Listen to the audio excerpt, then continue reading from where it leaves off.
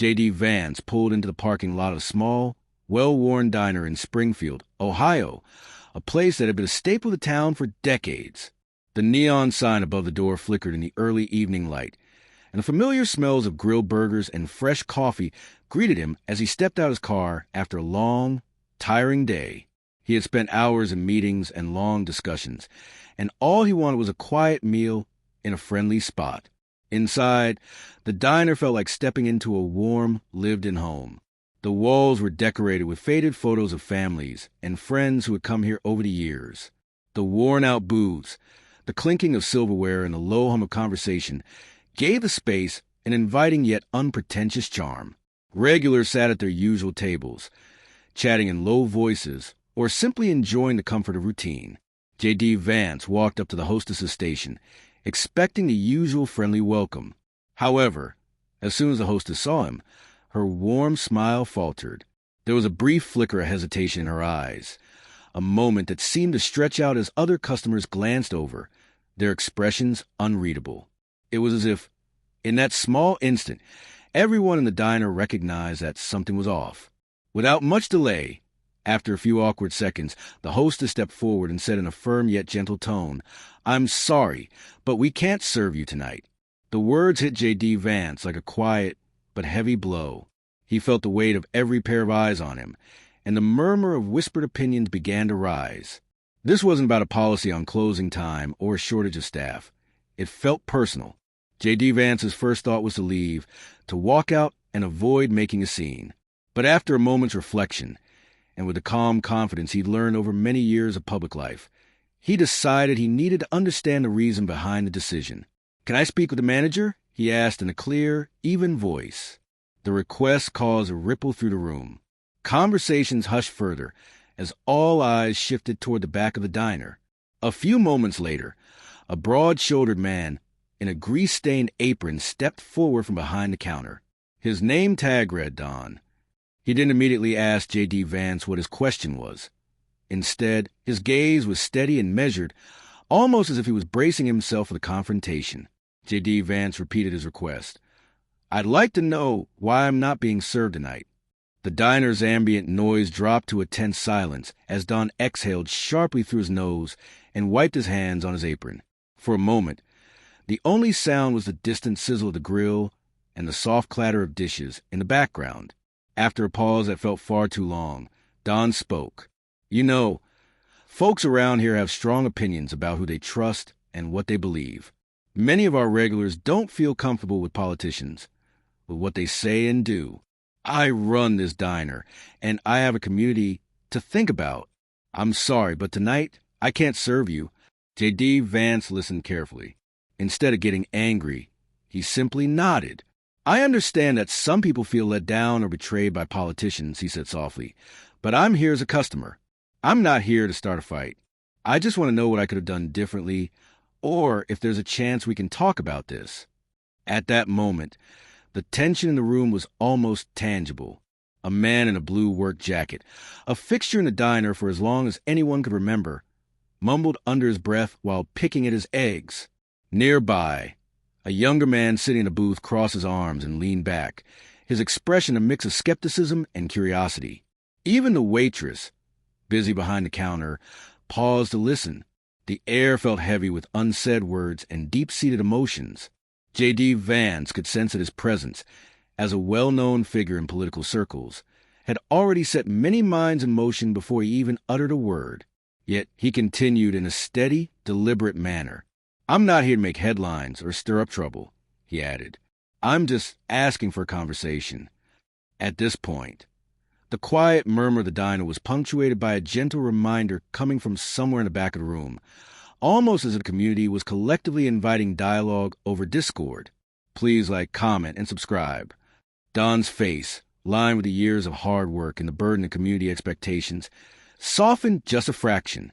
He shifted his weight, and then leaned slightly on the counter. "Look, I don't pick fights. I don't want a big scene or bad press for my diner," he said, his tone low but resolute. "But I have to consider what the people here feel. They've seen promises made and broken, and a lot of them think that politicians only talk a good game without real change." JD Vance took a deep breath. I grew up in a community much like this one, he said quietly, his voice full of reflective sincerity.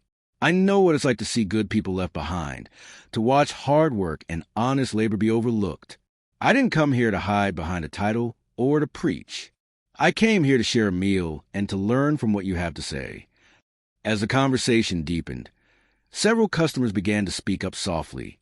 An older man, whose weathered hands told a story of 35 years in a local factory, said between bites of his breakfast, "I've seen a lot in my time. I've seen promises come and go. We're tired of being told that everything will change, only to see nothing do so." His words resonated with many in the room. A younger man, who had until then sat silently in the booth, leaned forward. "It's not just about words," he remarked, his tone measured but intense. "It's about action, real action that makes a difference. It's about knowing that someone is really listening." JD Vance nodded, feeling both the sting of the criticism and the weight of understanding. "I'm listening," he replied. "I really am.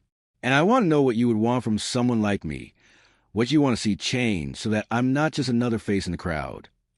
The diner fell into a thoughtful silence, broken only by the sound of a coffee cup being set down and the occasional clink of cutlery. Outside, the neon sign continued to flicker, a silent witness to the unfolding dialogue. Don cleared his throat and returned to the conversation. "Here's what I think," he began slowly.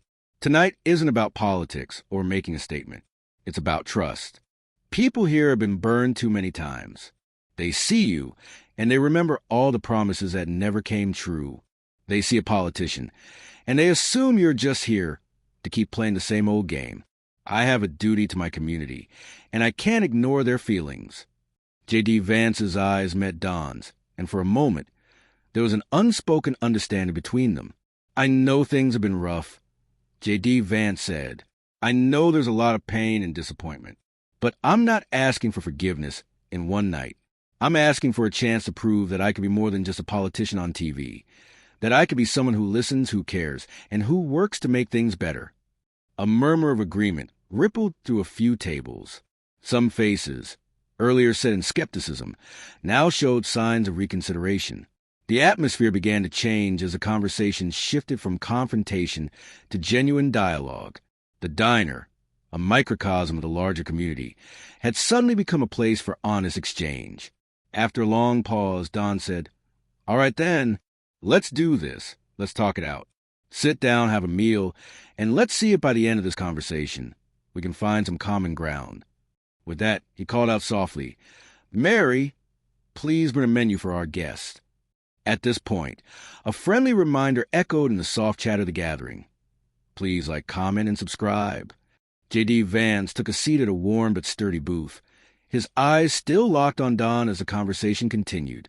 He opened the menu, not to order immediately, but to study it as if it held clues to the soul of the diner. For a long while, both men looked at each other, the silence punctuated by the occasional sip of coffee and the low hum of the diner returning to life.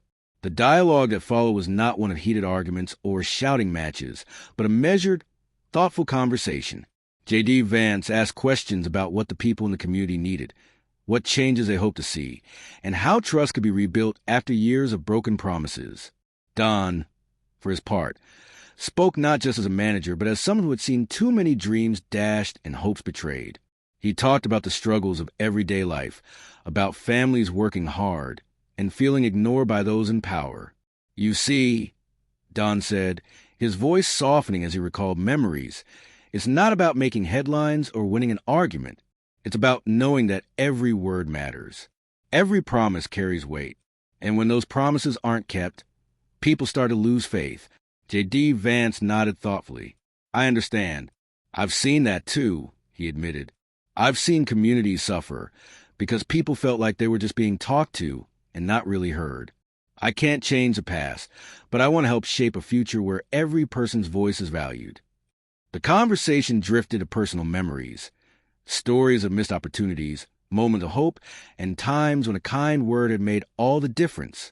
An older regular, who had worked in a local factory for decades, recounted how his neighbors had once believed in a brighter future, only to be left disappointed time and again.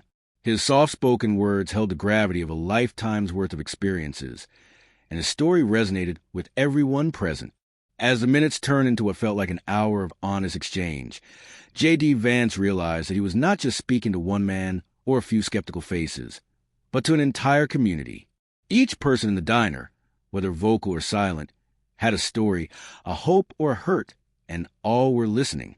The earlier tension had transformed into something different, a shared space where understanding might just begin. Finally, as the conversation reached a natural lull, the manager smiled wryly and said, "All right then, let's not let this talk go to waste. I'm going to have Mary bring you something to eat. Let's see if a good meal can help us keep this conversation going." With that, Mary, the friendly waitress, came over with a menu and soon returned with a classic diner cheeseburger and a side of hand-cut fries. JD Vance accepted the plate with a grateful nod. He took a bite, savoring the simple flavors, and for a moment, the diner seemed to come back to life.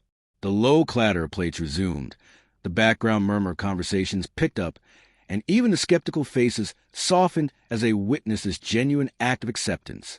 "I must say," JD Vance remarked between bites, "this is really good.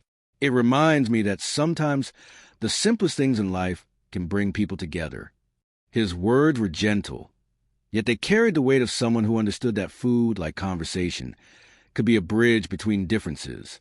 The old man in the blue work jacket, who had been quietly watching the exchange, spoke up again as he returned to his meal. "It's a shame," he said, "when a man can't even get a burger without all this extra drama.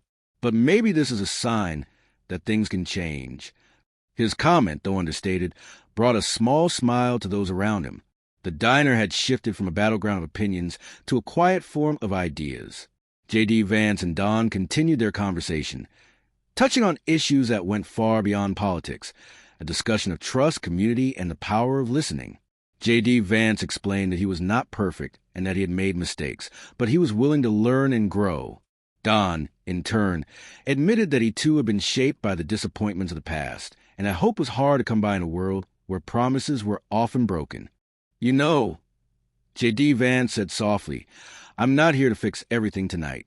I'm here to listen and to try to understand. I may never be able to change what people feel, but I want to start by showing that I care." A thoughtful silence followed as the weight of his words settled over the table. Then, with a half smile and a nod, Don replied, "I still don't know if I like you, or if you're really here for us or just here for show. But you're willing to talk, and that counts for something." The words, simple as they were, held a glimmer of hope for a better understanding between two very different worlds. The conversation meandered through memories of a time when trust was simpler, when promises were made with genuine intention and kept with honest work. JD Vance recalled his own childhood in a modest town, the smell of fresh bread from a local bakery, the feel of warm summer nights spent talking on a porch. Don recounted the struggles of supporting a family on a steady but hard-earned wage, the battles fought quietly every day without the fanfare of big speeches or headlines. As the night wore on, the tension that had first filled the diner slowly faded into a gentle warmth. The customers who had once whispered among themselves now leaned in a little closer, some nodding in silent agreement, others simply watching with a look of quiet curiosity. The diner was no longer just a place for a quick bite. It had become a meeting ground for ideas, for shared hopes, and even shared regrets. At one point, as JD Vance and Don spoke, the younger man from the booth cleared his throat and added in a quieter tone, "Maybe it isn't about being a politician at all. Maybe it's just about showing that you care enough to listen." His words, spoken with the hesitancy of someone testing the waters, seemed to affirm that even the most skeptical could be reached if only given a chance. JD Vance smiled at this, replying, "That's exactly what I'm trying to do. I want to be more than just someone on TV. I want to be a person who listens, who learns, and who tries to make a real difference, even if it starts with a conversation like this." The sincerity in his voice was palpable, and even the most hardened faces in the diner appeared to soften just a bit. As the evening deepened and the clink of dishes and gentle laughter returned to the background, the conversation began to wind down. Don stood up once more, looking at JD Vance with a mix of lingering skepticism and cautious optimism. "I'll tell you this," he said slowly. "I can't promise that everything will change overnight, I know that trust isn't built in a single night, but tonight you stayed and listened, and that means something." JD Vance nodded, setting down his half-eaten burger. "I don't need everyone to like me," he replied with a gentle chuckle, "but I hope that by showing you who I really am, I can at least earn a little trust." At that moment, a quiet murmur of approval rippled through the room. The diner, which had once seemed divided by a wall of unspoken judgments, now felt like a community that was willing to consider a new beginning. Before anyone could forget the significance of the moment, a friendly reminder echoed in the soft chatter once again. Please like, comment, and subscribe. In the final minutes of that long, thoughtful evening, the diner returned to its familiar rhythm. People resumed their conversations and meals, though the mood had subtly shifted. There was still a hint of doubt in the air, but there was also hope, a hope that understanding and dialogue could pave the way for change. JD Vance sat back in his booth, his eyes roaming the room as he took in the simple details of the diner. The worn-out chairs, the cheerful yet tired smiles of the regulars, and the quiet determination of a community that had learned to speak its truth. He knew that he had a long road ahead of him, that changing opinions and rebuilding trust would take time.